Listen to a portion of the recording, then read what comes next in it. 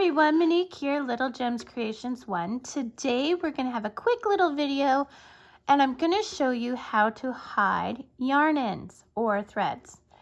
So first you're going to have whatever you've made. For me it's a little dog sweater. I'll put a link in the description for some of the dog sweater tutorials that I've done.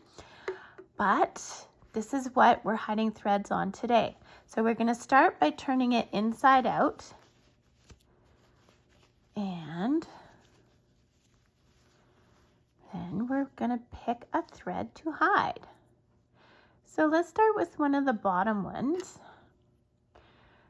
You're going to use your crafting needle. Now I use crafting needles, not yarn needles, because they're a little bit sharp.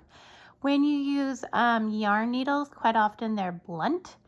So we want to use, or I'm liking the crafting needle, just so you know. Okay, so we're going to go in some stitches, but I put my fingers here because we don't want to go all the way through to the front. Then you see how my working yarn is coming out here? We're going to go just a bit behind it and then past it. So my working yarn is coming out here. I'm going in behind it and out past it. Okay, and that is going to lock your yarn into place. Now we're going to do that for a few more. Okay, just like this. Then you snip your yarn. And that's all there is to it. Because you did that back stitching, your yarn is locked into place. So yeah, there you go.